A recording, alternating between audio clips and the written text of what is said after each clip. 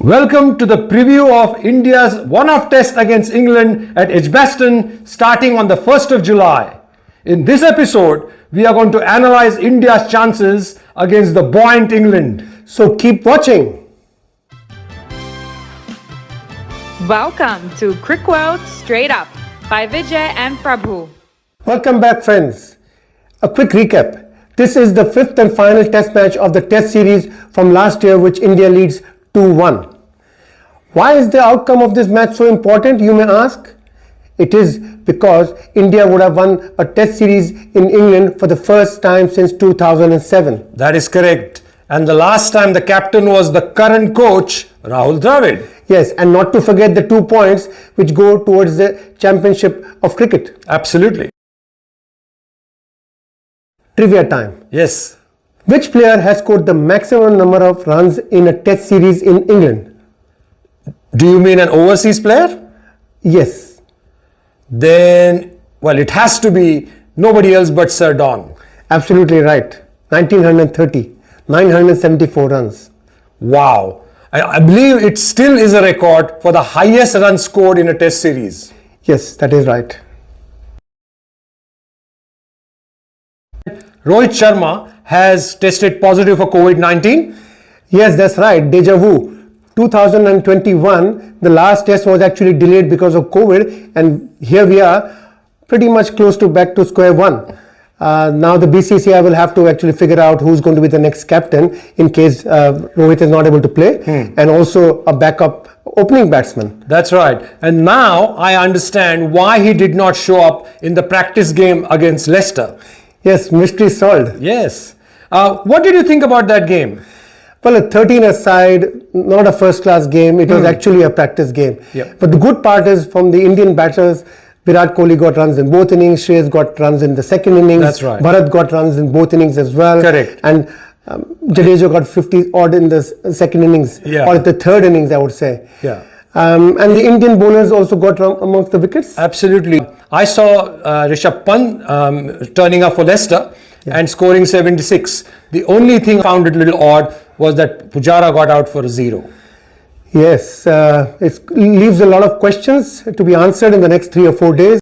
Who will you put on the park on the 1st of July?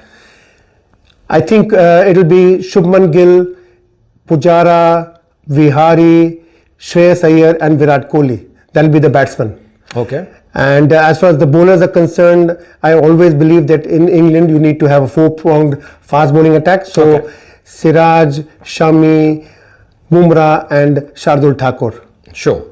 Okay.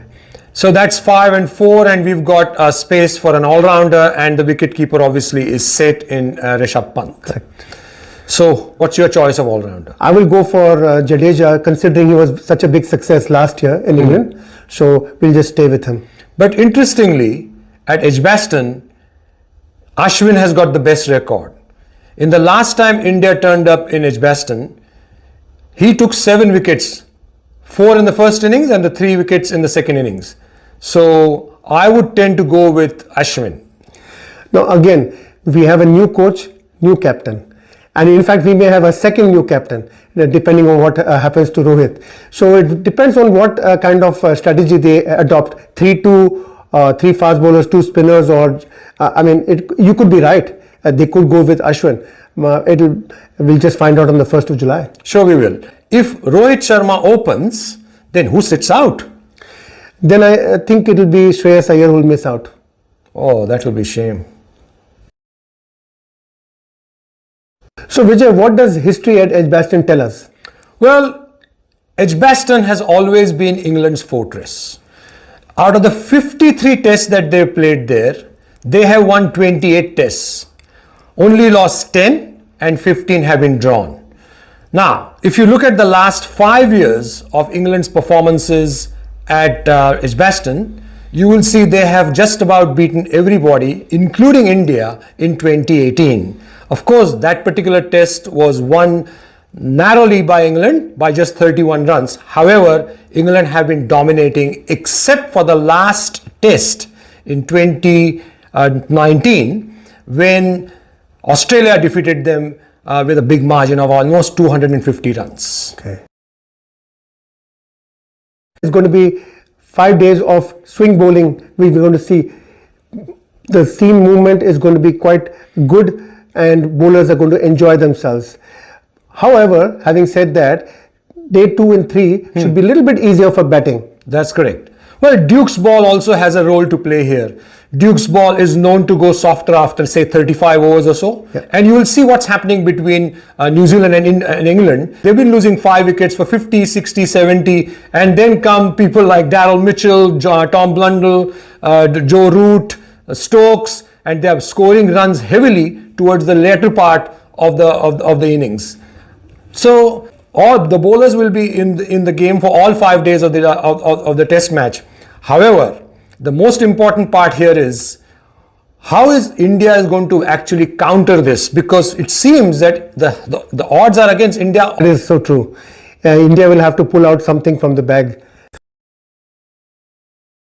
And what about the weather, Vijay? Of course, weather is very important when you're playing in England. So early July, you would actually have highs of 20 to 22, and the lows would be 14 and 15. So it will be a lot colder for Indians. So how does India win? What are their tactics?